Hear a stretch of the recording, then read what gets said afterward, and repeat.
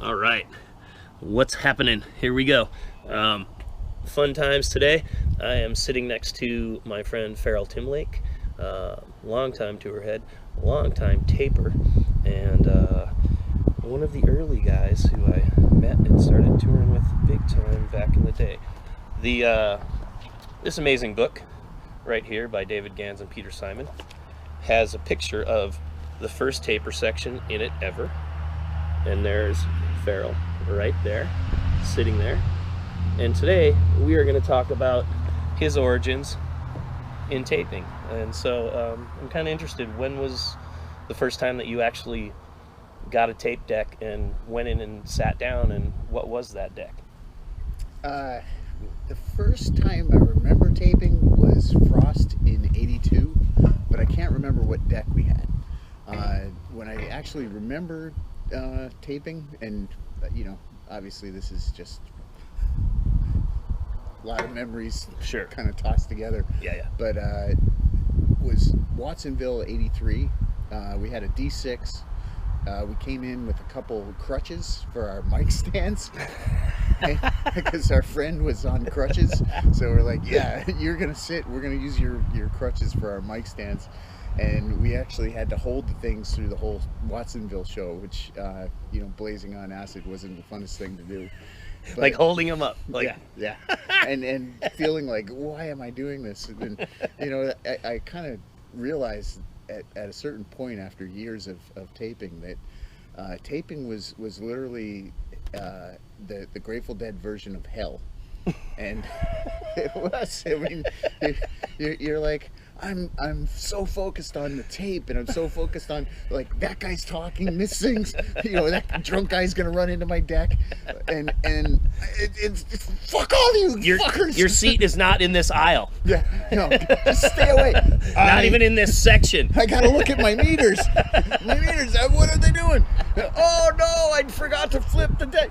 Like, everything was about something that I wasn't even going to enjoy until later, and took me out of the moment of enjoying the show. And so I could be in the best show possible, but I'd be flipping out about, flipping my tape. So I realized, like, taping, although it was great, it was nice when we'd get out of a show and be able to listen to it. Fuck yeah, get home and put it on. Yeah, and especially if it was, those early days when the actual taping section started, we were right around the soundboard, so it was always like the best sound, and you were in the sweet spot.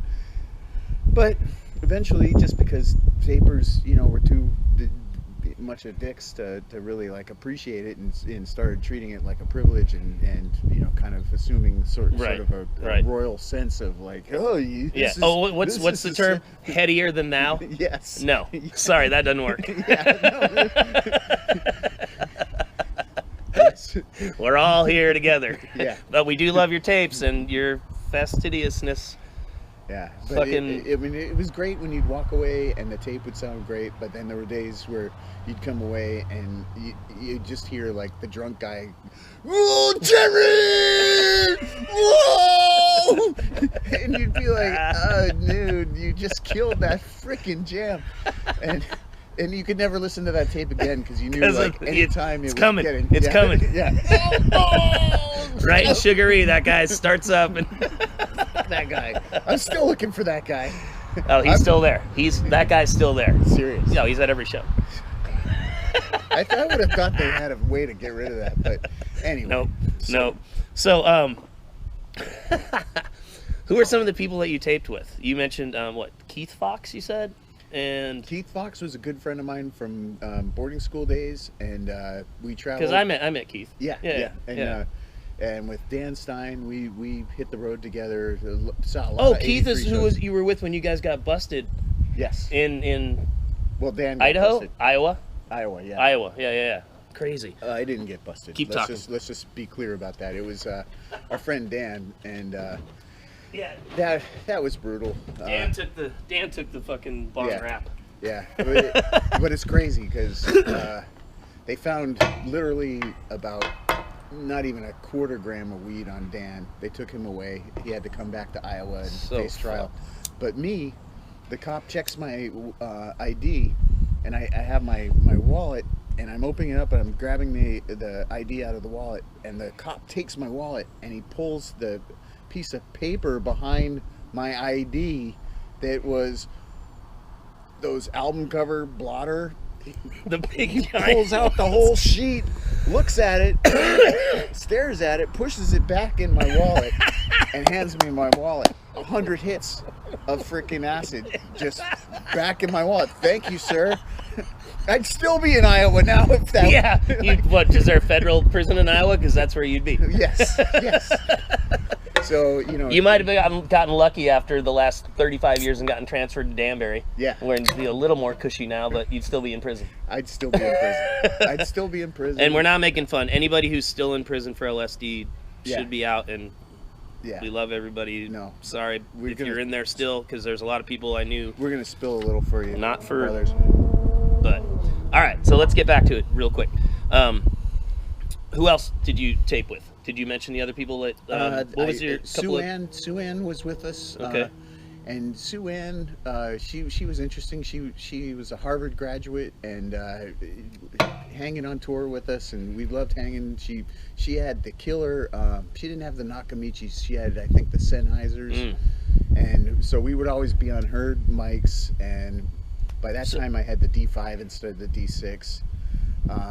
It was still pre-digital taping. Well, yeah, it's all on actual cassettes. Yeah. Still, yeah. Yeah.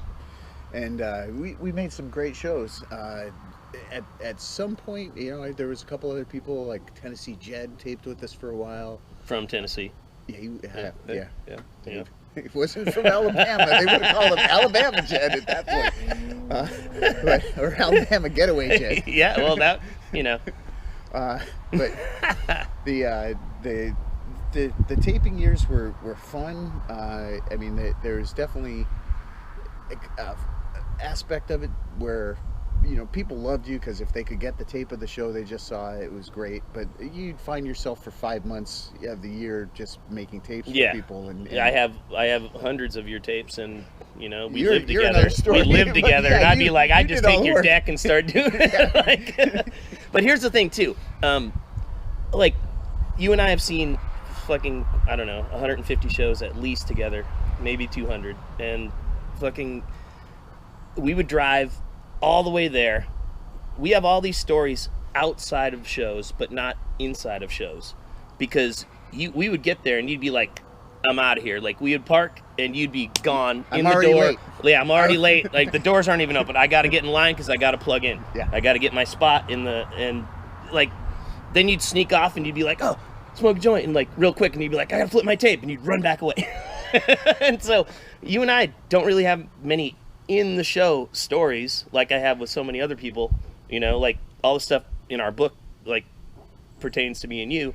We're outside of a show doing something, driving or having some sort of guys falling out of the sky with no parachute. Texas 85. What were they thinking? That was fucked. Let's go and freak out a bunch of people that are tripping their balls off with the diver out of a plane that the parachute doesn't open. People were like, heavy. No. And other people were laughing. Just only in Texas would they think of such a thing as funny. I know. But those shows were fucking sick. That was the country set. Yeah. At Austin, yeah. And then the night before in Houston was the first time that they had the bird sounds in the background, and I was on Big Steve's show and I asked him that question, who did the bird sounds? He told me it was him.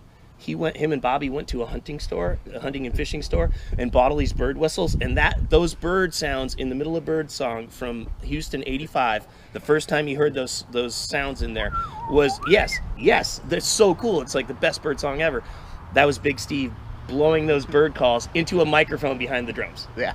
And I was blown away when he told me that. I thought it was Healy, we were doing something more. Jerry's MIDI, but his MIDI didn't come around for 2 more years. That was 85. Yeah. He didn't bring the MIDI until 87. Yep. So then he started making the horn noises, but I thought that it was that same thing, and It's it just- wasn't. it's It was just fucking Big Steve. We should be really happy that they didn't use a moose call and that there was a stampede of mooses. Like, or is that Mises? I don't Meese? know. Yeah. A stampede of Nice. But, yeah, no, it's just a good thing that was not the case. Oh shit! All right, so we should probably wrap this up. We're probably pushing a little long on here, but it doesn't matter. I mean, fuck it, we're just talking and having a good time.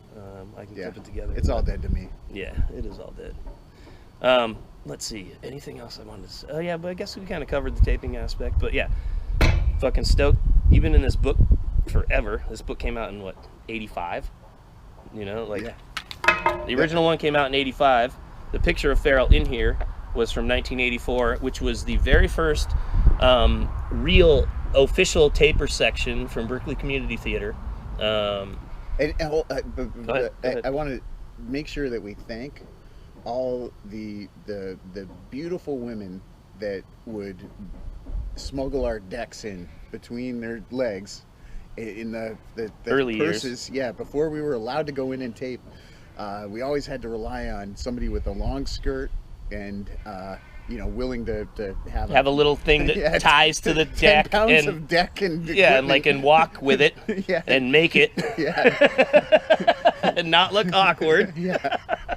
That's a and great then- call. Yes. Yeah, thank those people, and I really did learn a lot of Jedi mind tricks at that point. Like there was always something inside the bag where they searched the bag, and you'd want them not to actually find what you were looking for, so you'd kind of direct their attention somewhere else and do a sleight of hand. So those are life skills that have served me well. Getting pulled over. Yeah. Like, But many thanks to everybody for making it all so fun, and we can listen to those tapes today and hear that guy frickin' screaming, hell yeah. Jerry! Jerry! Bleed Dog Star, Jerry! All right. I love you guys. If you like this, give me the thumbs up, hit subscribe, do all that shit that you're supposed to do if you like the stuff. Once again, I am with Farrell Timlake.